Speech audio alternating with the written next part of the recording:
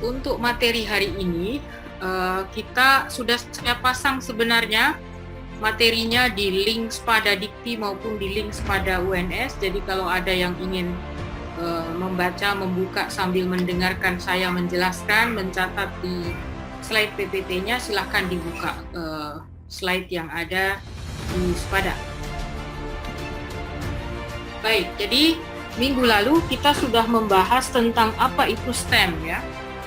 Pendekatan yang mencoba mengambil interdisciplinary, menggabungkan konsep-konsep sains, teknologi, engineering, dan matematik di dalam pembelajaran atau di dalam proses belajar mengajar sains atau matematika atau apapun di dalam kelas ya.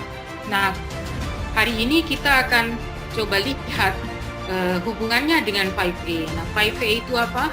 Itu sebenarnya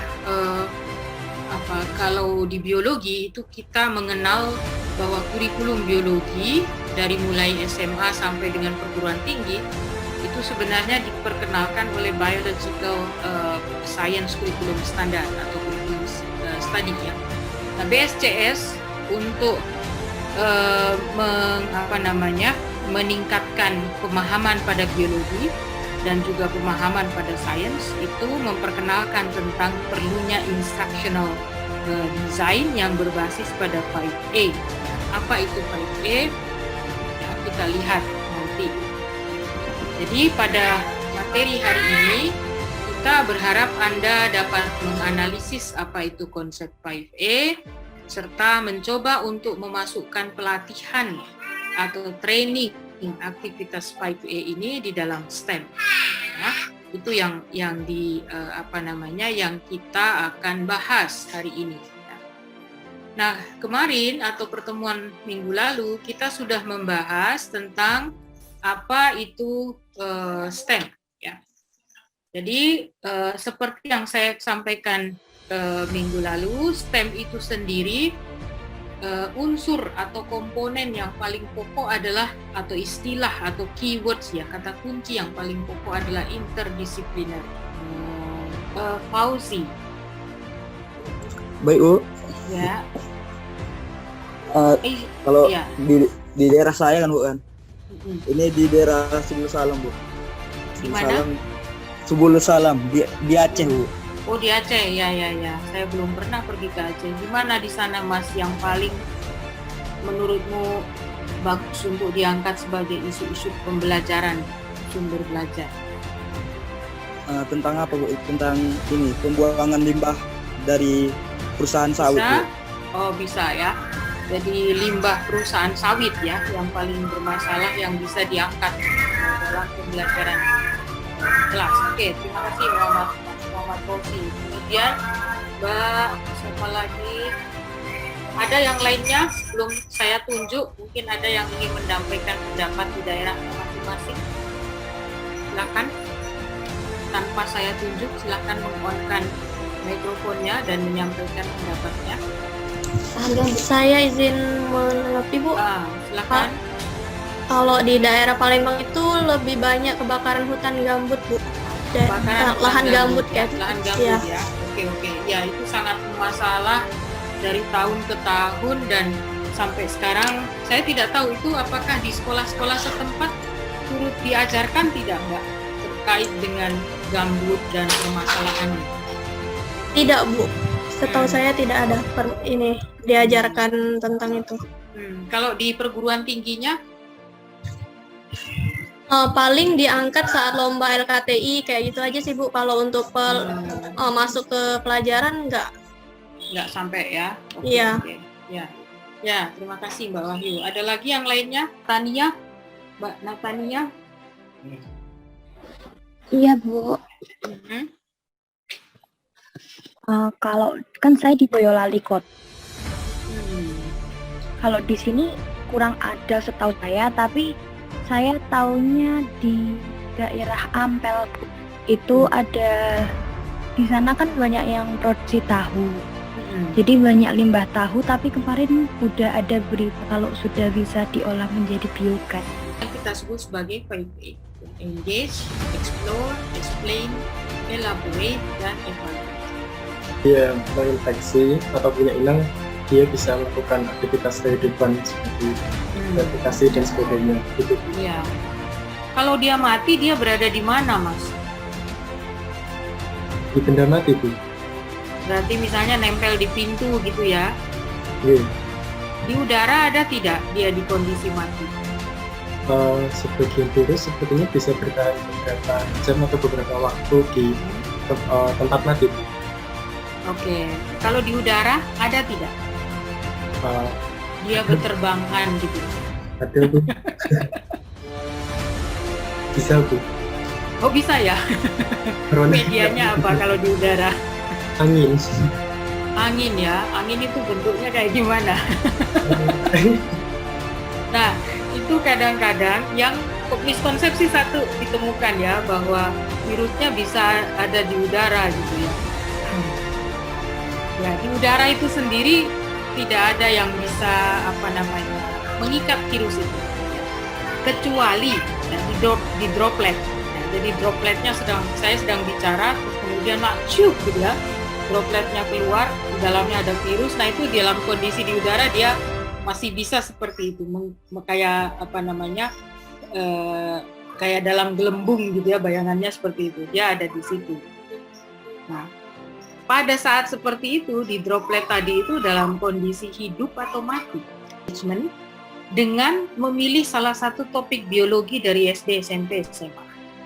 Kemudian interdisciplinary itu adalah konsep-konsep yang kita pelajari pada bidang sains ya, misalnya irisan antara biologi dan kimia, biologi dan fisika, atau biologi dengan ilmu bumi.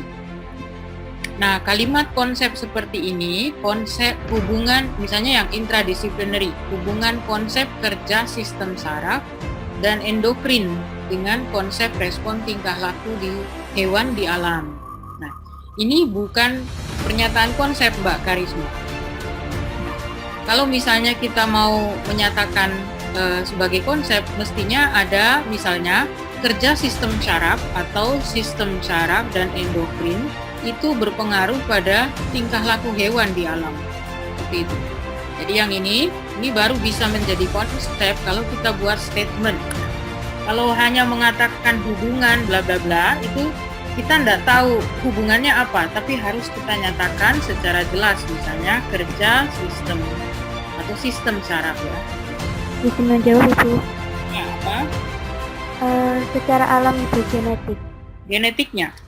Yes, jadi Oke, kalau lingkungan ini yang dimaksud adalah impuls atau stimulasi yang terjadi, misalnya cahaya ya, kemudian suhu. Lalu ada juga mungkin yang dipengaruhi oleh ada tidaknya musuh gitu ya. Jadi perilaku hewan sangat lingkungan di sini sangat luas maknanya. Terus ada lagi yang mempengaruhi perilaku hewan ya. Oke, sementara ini ya, yang lainnya dicari. Nah, Mbak Karisma, jadi yang kalimat yang kamu buat, yang ini hubungan konsep ini bukan konsep namanya, ya, bukan konsep. Ya, tapi merupakan opini, juga bukan opini ya, karena belum selesai kalimatnya gitu. Jadi seperti membuat judul gitu, ya, hubungan konsep ini dan ini dengan konsep ini. Jadi kayak judul, bukan konsep. Nah, untuk membuat konsep kita perlu membuat statement seperti ini. Perilaku hewan dipengaruhi oleh, ya jadi ini yang benar ya, perilaku hewan dipengaruhi oleh sistem saraf, endokrin, lingkungan, genetika. Nah, ini semua sistem saraf, endokrin, lingkungan, genetika ada di dalam biologi. Sehingga kita mengatakan ini adalah intradisciplinary.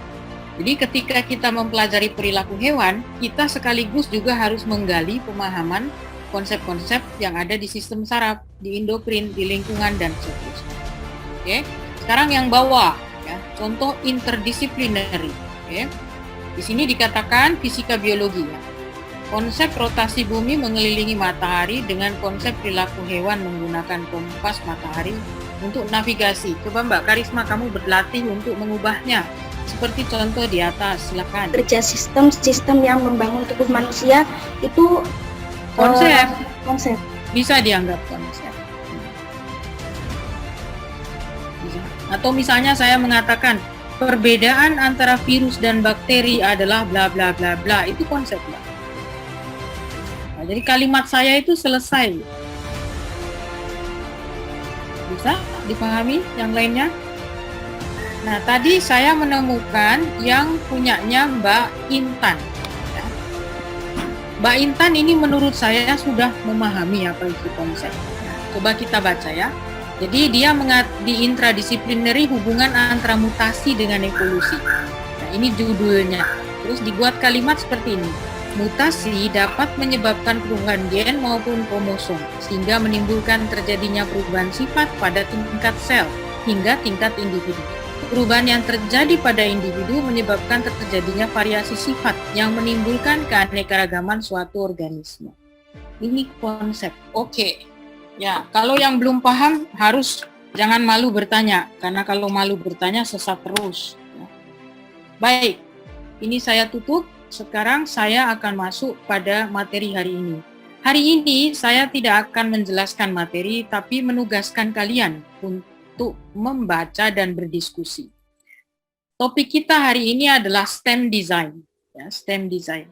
Sebenarnya materi sudah saya buat dan sudah saya pasang di Spada, cuma yang Spada Dikti agak rewel 2 hari ini sehingga saya tidak bisa memposting apapun di Spada Dikti. Nah, jadi sementara teman-teman yang dari luar UNS silahkan mengaksesnya di Spada UNS. Saya tunjukkan dulu Spadanya.